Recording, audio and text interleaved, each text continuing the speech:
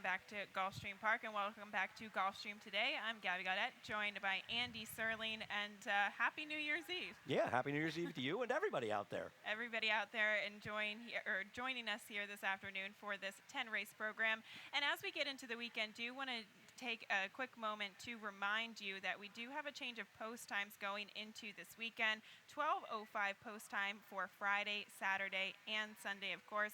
A great New Year's Day card here as well tomorrow. Yeah, looking forward to the whole weekend, and they're 3-year-olds now. There are no more 2-year-olds for a little while, and a full card of 3-year-old races here on Saturday, and 11 race cards both days. And it feels like they're just the kind of cars, you look at these cards, it's not easy, but there's so many opportunities. As long as you're willing to embarrass yourself and bet a lot of horses that might run poorly at big prices, if you stick to your guns, I think you're going to do well over time because there's just a lot of opportunities to find interesting horses. And as the meet continues on, I think that's going to be even more true as well. And hopefully I might embarrass myself a couple times this weekend, especially this afternoon. I thought this card today was pretty challenging. I agree. I mean, listen, it's hard both of us aren't as familiar with the local horses, so that you've got that aspect. But I agree. You've got big fields, and obviously you want to try to find favorites to use more strongly in the multi-race bets, be they the Rainbow Six or the Pick Fives or Pick Fours. But you also want to find races where favorites are vulnerables, and if you spread, you have a chance to collect somewhere. Because look at yesterday's early Pick Five. You had 4 really short-priced horses and 1 bomb. Now, I'm not saying the bomb was easy, but the Pick Five paid $10,000, I think, for 50 cents, and the consolation was $36.80. So you had a chance to get your money back even if you didn't use that horse if you played reasonably well, because no other winner was particularly hard to get on your ticket. Or profit $1 or $2, right? I made $1.60 for my $72 investment. So it's a return of about what? About 2%. It's a good day. I'm looking to make 2%. Okay, well, we'll take a look at today's program. Again, 10 races on tap, and we do kick it off with the rolling Super High Five in race 1 today. And we have a carryover of just over $1,700. And again, that is in race 1. We also have the early 50-cent Pick 5, which Andy will go through the sequence in just a moment. We have no carryover in that sequence, but as we get into the later races on the card, race 5 does kick off the 20-cent Rainbow Pick 6. Carryover over $43,000, and in the race 6, we do have the late 50-cent Pick 5 as well. So we'll dive right into the action. We do race 1, as I just mentioned there, the rolling Super High 5 is offered, as is the early Pick 5, and I believe you took a stab at it. Yeah, we have a Pick 5 ticket to start it out. I'm going to try 3, 7, and 8 in the first race. 1, 4, 12, 5, 8, 5, 7, 9, 10, 11. You and I will go through these races, but $54 to start it out. And it's not easy. I mean, I normally play multiple tickets, but this is the base of where I would go in my play. Okay, we'll start it off with the race 1, 62.50 conditional claimer, 5.5 furlongs out on the main track. And again, this is a race you have the 3 tune into Bow. I think this horse should be tough, turf to dirt angle here, but there are a couple other horses that we will eventually talk about that are coming out of the same race. Yeah, you have a number of horses out of the race. I think we're talking about the Super Semi race where you've got Duncan Ben coming out of that race. And I don't know about you. I thought Duncan Ben was an important horse to talk about. I thought his performance was so bad in there that I can't dismiss it. It was very bad. And I remember watching that race live, obviously, and then I went back and revisited the replay to try to make an excuse for him. Yes, he was bumped a little bit at the start. I didn't really think that he lost his position. I wouldn't use it as an excuse either. But I do think he was taken a bit out of his wheelhouse in that race because Super Semi was so impressive, and he was just caught chasing those early fractions. So Super Semi went to the front end and actually stalked from the outside and kicked clear to win by 7.5 lengths. So that was a George Navarro horse who was just much the best. And I honestly thought it took a couple of horses out of their comfort zone, including Duncan Ben and Deer Dog. I can't see a horse like that that's in this race today. Yeah, but I feel like, between the 1 and 3, and specifically the 1, Athon, that you're going to have other pace in there besides the 2 and 4. So I don't feel like it's going to be that comfortable on the front end. And while Tune and Bow may look like a speed, I feel like he's a horse that can rate, or hopefully can rate a little bit off those speeds. And he's kind of a dubious play because you have to ask yourself, why did the connections go to turf with him? Because his early dirt races seem good enough to be competitive at this level. So is he a horse as he's gotten older, just isn't as attuned to running on the dirt? Or is he finally getting back to perhaps his better surface? If that's the case, he's likely to win here. I agree with you. You look at his back races, obviously much better. The big question is, as you said, why have they been sprinting him on the turf? And perhaps because first time out of the barn, he actually ran a quite decent race against first level allowance horses, so they kept running him at the sprint distances on the turf. I don't know what the changeup is here, but I agree with you in the regards that I think this horse's back class and speed, he should be able to maybe rate and let the cheaper speed go in front of him and just pick up the pieces. It feels like he is the fourth fastest horse early, not that he's slow. That's why I've got the 8 in as a closer. I'm hoping if the race does fall apart, look at the pieces. And Social Roy is coming back on short rest 8 days after chasing a heavy favorite last time. I just wanted to stay away from the horses that are coming out of the race, Duncan Bend and the 4 Deer Dog were in. Okay, we'll take a look at the second race on the card, an open $16,000 race going out to the turf course at a mile and a 16th. A few scratches in here, and Vipera is an interesting one. Forward trainer Jane Sibeli sitting atop a victory last time out under Paco Lopez. Yeah, I think we're going to take a look, actually, the replay of Vipera's race last time. And it seems like you and I basically agree in this race. Vipera, who got a good trip last time out, but seems to be a relatively consistent horse. You know, I like a horse like this who's got the 9 wins and 10 seconds and thirds. So she really is the kind of horse that when she shows up, she gets it done a fair amount of the time. I thought she was the logical horse, and the 12 Double Berg on the trainer change was the other one I wanted to use in this race. They seem like the main two. I agree with you. And Vipera, again, you look at these kind of deep closers on the turf, and sometimes they don't always have the same trip twice in a row. And that's the worry with Vipera here. She does draw the inside post position, and she got a perfect dream trip from Paco Lopez last time out. She very well could work out a trip once again, but I do think that the 12 Double Berg is kind of the interesting horse. Looking at Jane Sibeli, though, and talking about back-to-back wins, especially on the turf over the past 2 years, about 17% out of 65 horses, so pretty big sampling over the course of 2 years, and it is still a positive ROI. And it's interesting, she has very similar numbers, a slightly higher percentage and similar ROI even going out 5 years. The problem is, you know, when do you look at ROIs and when do you look at percentages? With this horse, if she wins 1 out of 6 times, we're not going to make money. You're going to lower that ROI.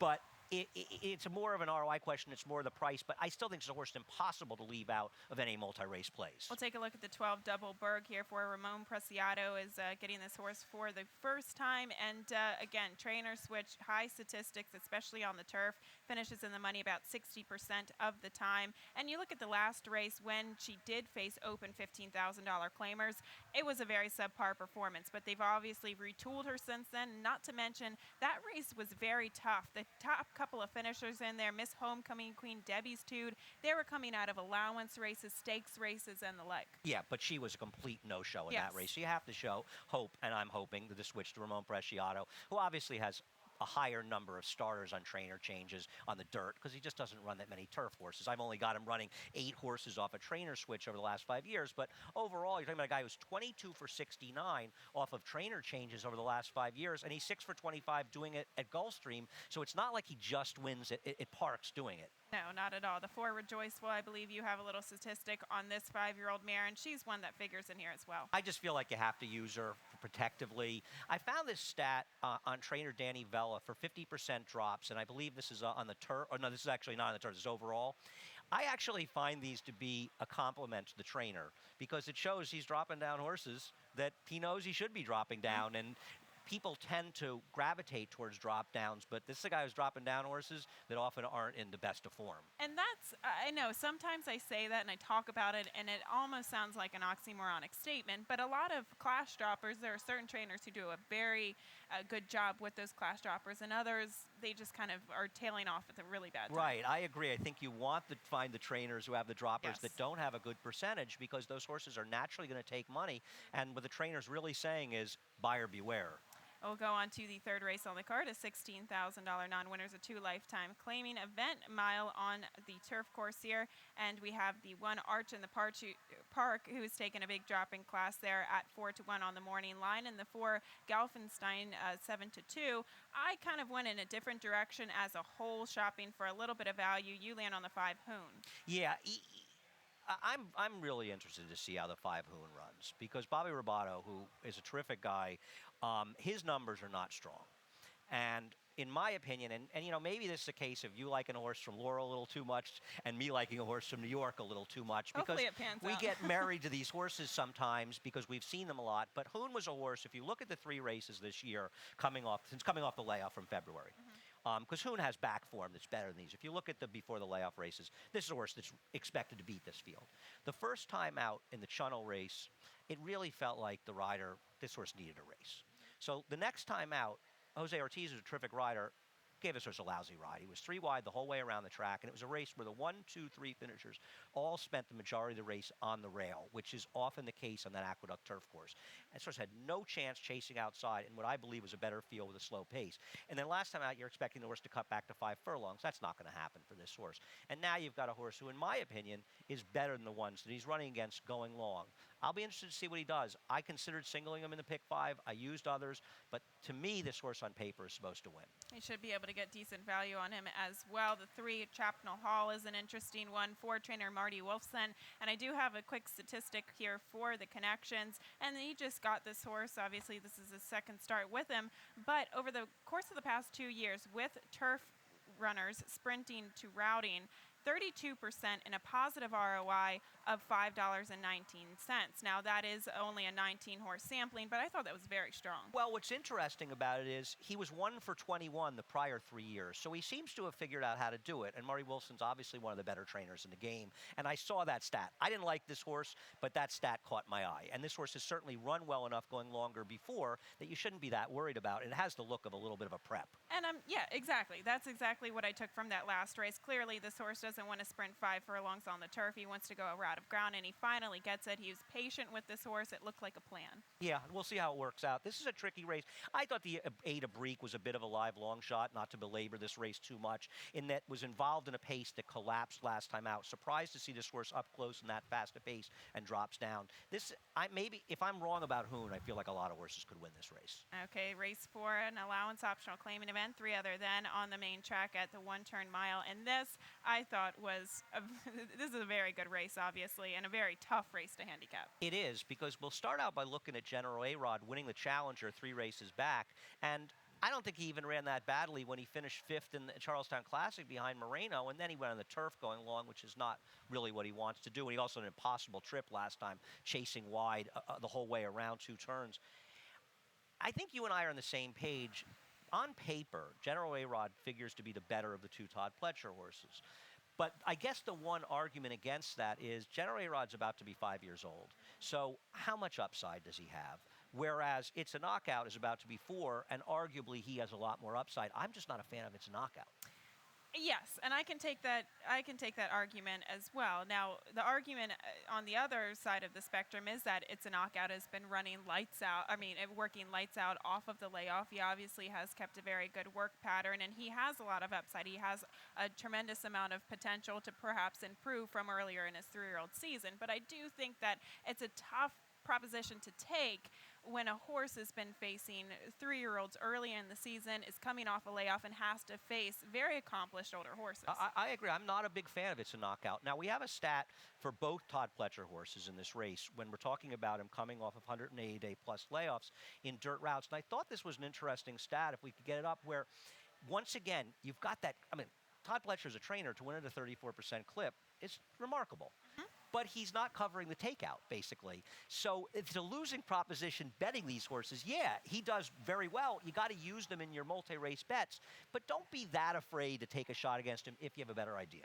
The interesting horse in here is the 3 El Nawi for Kieran McLaughlin, and this is another horse. You have several horses who are coming off hefty layoffs, and it all really depends on who's showing up to the party today. We'll look at the 3 El Nawi and a quick statistic off the barn. Kieran McLaughlin, over a 180-day layoff on the dirt at Gulfstream here alone. 5 for 7 over the past year. 5 for 7, 71%, $3.28 ROI. I thought that was really interesting, but again, this is an older horse. He's just about to be turning 6. Can he be primed, ready to go off the layoff? Yeah, I saw those stats, and I know Kieran has him ready, and he's a hard horse to ignore. I'm a little worried about the 7, Kisa, whatever. You want to go? Kiskiano. Good. Thank you for that. I should say, as Jason likes to say, the son of elusive quality.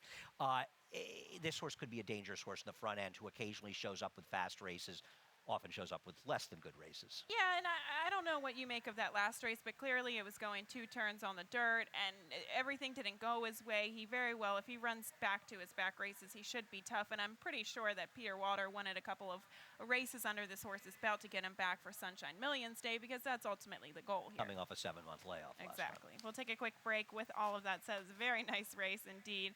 We'll take a quick break, and when we come back, we're going to talk about the 20-cent Rainbow Pick 6. We do have a carryover this afternoon, over $43,000 right after this.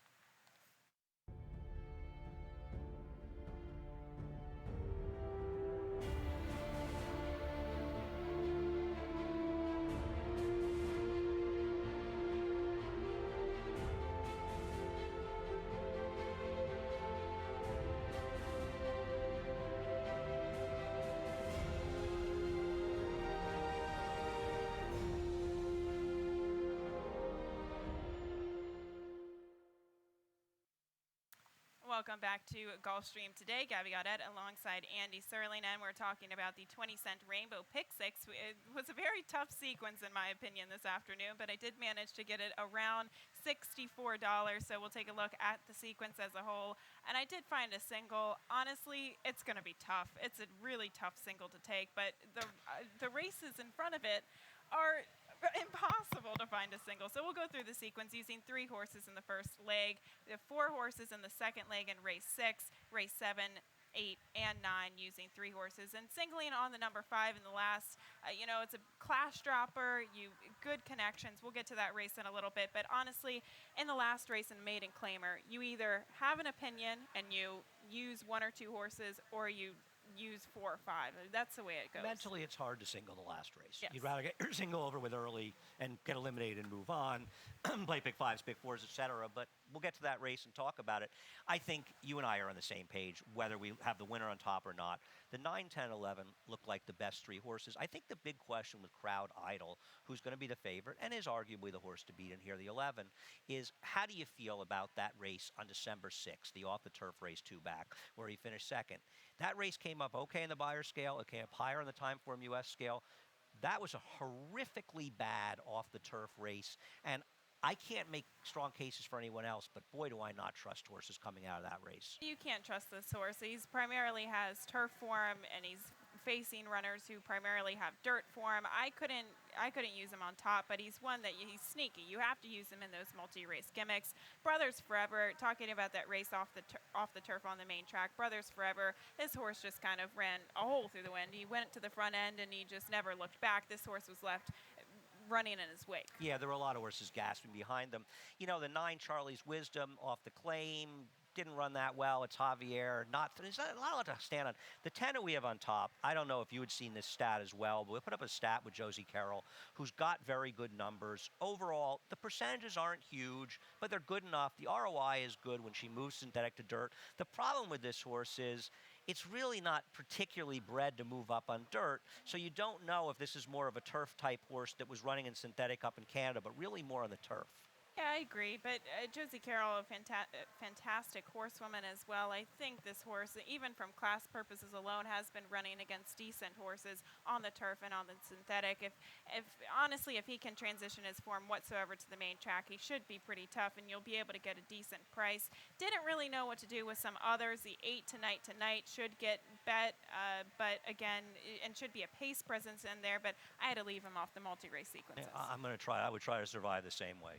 We'll take a look at the sixth race on the card, and this does kick off the late 50-cent pick 5, going out to the turf course at 1 mile and 7/16 for this allowance optional claimer. But this was a terrific race, and this is a race, you don't see this that often in 1.5 miles or 1 mile and 7/16 races, these routes where you have at least enough speed that you should have a fair pace. It feels like too often there's one horse going 52 seconds to half and compromising, and that's a point of discussion during this race. Now, Gray Wizard for Chad Brown. Chad's horses, they seem to get overbet, but he has so many good stats with ROIs, I'm not sure how overbet they are, but I wanted to take a look at Gray Wizard's race 2 back, and then we'll talk about his last race that also includes my top choice, the 3, because in my opinion, Gray Wizard hung like a chandelier in this race. I mean, for him not to even be second is embarrassing, because the Gray at this point, Gabby, looks like he's going to win this race for fun.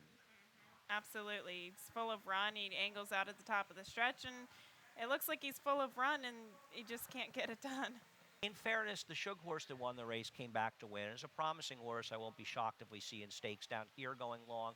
But Request, who came back and did win later, he's a bit of a hanger, the horse who finished second as well. And I think this horse has hang in him, though he can win. Whereas Next Rat, who comes out of the same race as Gray Wizard last time, the 3, he was badly compromised by the slow pace last time, as was Gray Wizard. And you can see that pace and see how the race was run. He still managed to close, and I thought he ran very well on September 26th, and he's an improved horse for Bill Mott that's not as obvious as some might think. And he looks bad in his race 2 back because they oddly sent him to lead. I think today is the day he gets a good trip, some pace to run into, and he can strut his stuff. We very well could see, honestly, I looking at the multi-race sequences, which you'll throw up your pick 6 ticket or pick 5 ticket in just a second. I thought this was tough, though. You had to use several horses to kick it off. Well, I mean, your 4 horse, who I think I've got as my 3rd choice in this race, is on my tickets as well. I'll go 3, 4, 6, 5. You'll see 5, 6, 8, 3, 9, 6, 9, 10, 1, 5, 14. Wayward Kitten. The problem with the 4 Wayward Kitten, and this horse has to be used because he might be the best horse coming in the race. I don't trust him going a mile 6, or I don't want to take a short price at that distance. That was my concern in here as well. Can he get the distance? I think with a well-timed move, though, he seems to have a little bit of natural speed. He doesn't necessarily need the lead, but he runs well maybe in that second wave of horses. So he should be able to let some of the pace setters go out in front of him and get that stalking trip. And I like horses at this distance that don't have to work out a tremendous trip from the back of the pack. So he's versatile, he's tactical, and that's why I kind of land on him. Oh, fair enough. He can definitely win. The distance always a question. Distance is a great equalizer in racing, and the same problem with your horse Fars, who's a little underexposed. And he obviously has some talent for Kieran, but once again, we don't know if he'll get better with more distance. That's what makes this race so all the more challenging here. Race 6 does kick off the late pick 5. We'll move on to the 7th race, a nice maiden special weight going on to the turf course at 1 mile. Scratch the 9 Dynamite Kid. I had to go back to the drawing board, and quite frankly, I just kept my second selection. I like this horse at a price. I wasn't bold enough to use him on top. I initially used the 9 Dynamite Kid, but this was a tough race because it's a little bit murky. Arctic Joy is clearly the horse that has the form going in here, and perhaps the most turf breeding in here. It's very tough to find legitimate turf breeding. Yeah, I mean, your horse Nidge, this horse half the 2 turf winners, but it's not a great turf family. No. And what bothered me about this horse was the $3,000 purchase price. It just seemed so low that it was a cause for pause for me. It is low, but at the same token, the fact that they're debuting him against Maiden Special Weight Company, and he's posting those really nice workouts, and they have been very impressive on the main track and on the turf. So it kind of gives me the inkling that yes, even though the asking price $3,000 at the sale, they might think that this horse has some potential. A lot of people think their horses are better than they are. We'll see if it works out. I think we're going to show a lot of the replay of Arctic Joy's last race. And it's an interesting race because it came up very, very fast, no matter how you look at it.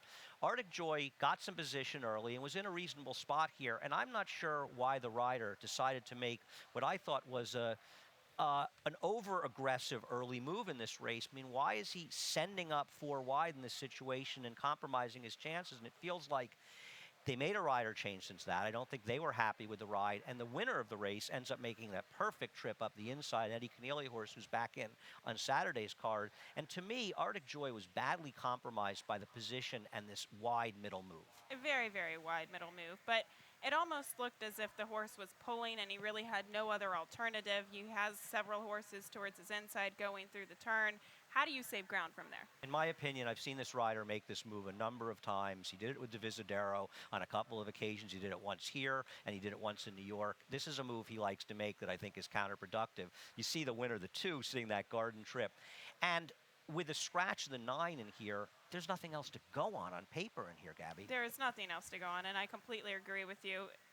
In that sense, though, it's going to be tough to take this horse because he should be well bet with all these first-time starters who don't have a tremendous amount of turf breeding. Yeah, you've got the 6 Berliner. We've got a stat for Christophe Clement. Once again, it's not a high percentage stat, but it's a good ROI stat. This is not a huge turf pedigree. It's really more of a dirt pedigree. The dam's a half to awesome again, and it's Bernardini. But Christophe is a very dangerous trainer. He and Chad Brown are as good at winning with first-time stars in the turf as any trainers you'll come around. Absolutely. You can't leave this horse off your ticket as well. As you said, Bernardini, and you mentioned this yesterday with turf distance runners. It's panning out to be not so good. Bad. Yeah, And about 8% actually. I think it's one of the reasons he was such a failure early at stud in that, and he's the super sire out there, is perhaps a lot of the good horses they bred, maybe the Sheik kept them over in Europe, ran them exclusively on the turf, and didn't get the ones that are dirt runners that were just not suited to running on the turf. The 8 highly prized coming from Europe, Neil Seville strikes me as a trainer that's had some success with foreign shippers in the past. I want to include that one as well. He definitely has, but you have to look at the back races. Yes, Newmarket is a good racetrack over in England, but you look at Southwell, and that's probably a Class D track. However, that was kind of on the synthetic surface. It's a kind of a grainy surface, and the thought process there is go as fast as you can for as long as you can and see how it all shakes out. So I don't know how strong the races are that he's coming out. I agree, and also they're not putting Lasix on, so it's not that he's shipping over here because he has a bleeding issue. Yes, we'll move on to the 8th race on the card, an allowance race going to the main track at a mile. And this is another interesting race. You could go multiple different ways, but the 9 Shaken, Not Stirred, I thought was pretty impressive last time out. Yeah, this is a good horse. For Bill Mott, and we'll take a look at the last race where Shaken Not Stirred actually lost to Towering Moon, who suddenly found form once I stopped betting him every week. And when Bill Mott wins with a first-time star, especially going on the dirt, you have to take notice. This is a good horse. I know you've got 2 Todd Pletchers in here, but it might be a case where Shaken Not Stirred, Gabby's just better than these horses. I agree with you, and I went back and watched the replay a couple of times, especially this morning, just to get a look at this horse, especially in debut, and then looking how he held his form going against first-level allowance horses. And he still had a tendency to maybe switch his leads a little bit late, still had a tendency to be a bit green, but once he finally got into the groove, he seemed to power home, and he was very game on the inside, and that's exactly what you want to see with a lightly raced horse. And the horses he beat in his maiden race, the maidens going long in New York in the dirt this year were unusually good, where they consistently were running buyers in the high 80s. Now, he was out in the middle of the track last time, and the 27th is a day where the rail was not the place to be at Aqueduct. The question is, with Outlash, who you've got third, so you even have less respect than I do, this is a Todd Pletcher horse that's going to take money. It's the same stat as the earlier ones, the layoffs. But Outlash never ran a fast race. He never really ran a fast race. And again, looking at the Sir Barton, yes, a couple of horses came out of that race in good fashion. Fame and Power was sharp that race. He's a horse who has a tendency to run low to mid to even high 90 buyer speed figures. Donworth was an XL winner. But again, even though he did steady check at the quarter pole, it almost looked like he was going backwards and then had a check. I totally agree. Yeah, he lost to better horses. And listen, we've seen these Todd horses improve, but this horse, and even winning its debut here at 8-5, didn't exactly run a big figure in that race. And Blame Game, I mean, this is a horse that's never particularly run quickly for Todd. So the question is, the 4 and 10 seemed like the other 2 horses. I used the 4, you used the 10. I love the 10 in here. High Kodiak Warrior. Eddie Castro does get the call here today for Antonio Sano. It's coming out of, I thought, very good races. And if this horse can do well off the layoff, look at the back class. Matru, he ran against Demander, Dance Champion, a couple key races that he exits. It's also a small sample, but this trainer, for what it's worth, is 2 for 5 of trainer change in the dirt and 180-day plus layoffs. So it's obviously a tiny sample, but he's done it before, so he can do it again. And 15-1, I like the odds you threw in the 4 Starship Zeus. You know, another horse who, like the 10, has some races that seem fast enough. At the end of the day, if they run to their numbers, the 9 is supposed to be very tough to beat here. Yes. If you're against the 9, it opens it wide open. Wide open to anyone, really. We'll take a look at the 9th race, the first half of the late daily double for this allowance optional claiming event. 6 furlongs onto the main track. And this is another one, the 11 Chat Hills. Looks to be the goods and is dropping, in my opinion, in class, but has been very formful in the past couple of races. Yeah, I wonder how this race is going to be run because It's tough with the speed. Because the reason I have the 10 in there is the 10 seems to have an affinity for Gulfstream, and I think she's the speed of the speed. So I'm wondering if that's going to compromise. Now, I know that Chat Hills has been able to rate before, but overall, personally, I thought Chat Hills was a little on the slow side. I know the 1 Fig 2 back was okay, but overall, this horse is just not running that quickly. Well, you look at other speed contenders as well, and Coco's Cat I don't think is fast enough here, but You Lie, I agree with you. I think she's the fastest early filly in the race. Competitive player, she's never really run well off of the lead. She gets Javier Castellano in the saddle. I think they have to go with her in I a agree. sense. And Chat Hills, the reason why I like her is because she draws the outside and she can really control it from there. No, I don't disagree with you tactically. I'm just not sure how good I think she is. So that was my problem. But you always, like you say, you want to be in that position. Sierra Squall is either a good pick. I mean, they're all good picks or bad picks, but it feels like this is really the right pick or just a terrible pick on my part. I'm kind of hoping, I know it was a mile, the first time stretching out, but for Ian Wilkes to turn this horse back, now maybe he's turning back because he's coming off the layoff and he wants to get a prep into her and he wants to stretch her out. On the other hand, she far and away ran her best race last time out. I actually like the race that she's coming out of overall, and I think she can sit a pretty good trip in here. Now, she's going to be reasonably far back, but with the 10, I feel like I have the speed that I want, whether I'm right or wrong, and with her, I have the closer that I want. So I like them as a combination. What about the 6 horse in here, How's My Gold, who just ran a few days ago? I didn't really know what to do with her. Obviously, she showed speed last time out, stretching out against first-level allowance horses and just ran a mediocre second, but it was at high odds. You go back to her last races. Again, this is another filly who runs very well close to the lead. Is she just going to be caught in that chasing position? I don't know if she's fast enough at this point to be in that spot. I think it's a very good point that she's best when she's towards the front end, but her improvement off the claim by a guy who's a dangerous guy off the claim has to be noted. And from a speed figure standpoint, if she runs back to her last race and she can rate a little bit, she's going to be very tough. She could be very tough. I like Sierra Squall in here, though. And again, sometimes I didn't pick her on top because sometimes I'm a little worrisome with horses who go gate to wire. They finally get their maiden score on the lead. Sure. They gain a whole new level of confidence on the lead, and then they have to cut back and then take dirt in their face and then proceed from there. But I thought the races that she comes out of are strong. We've got 1 minute left to tell people why Mind Magic might win the last, but is a terrible favorite. All right. Well, let's get to it. She might win the last race, but she's a terrible favorite, or he's a terrible favorite. Well, let's hope that I'm live going into the last listen, race, I've got right? the horse second, and I have no argument with it.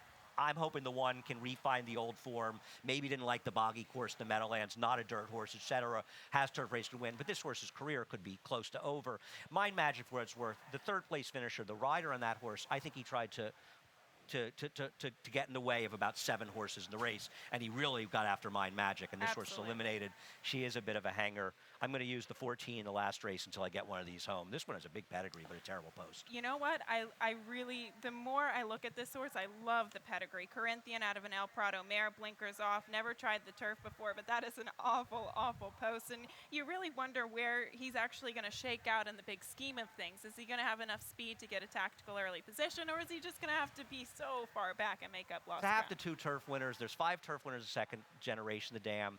You're right. The horse probably not going to win, but it's going to be 40 to 1, so it's going to be on my ticket somewhere. And I say that too. I was this close to putting this horse into my pick 6 ticket as a bomb. So if you have the funds to do so, obviously we have to keep our tickets on the lower side, but I do love that horse in the last Maybe leg.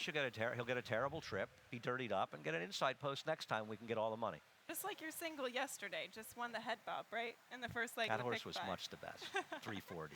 Well, Mind Magic, the thing that I like about this horse, and obviously dropping class, good connections. They can win on the turf. They can win dropping to the maiden 16 level. But horrendous trip last time out. It checked hard, clipped heels with another horse, had to be pulled up. It was horrendous. It's amazing how many horses the 3rd place finisher interfered with. They left the horse up after a 10-minute inquiry.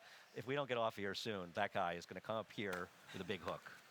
We're going to take a quick He's looking a break. little angry. Races 1 through 10. And a quick reminder, once again, as we started the top of the show off, a change of post times through this weekend, Friday, Saturday, and Sunday, 12:05 post time, but it stays normal here this afternoon, and the Pick 6 does start in today's 5th race on the 10-race program.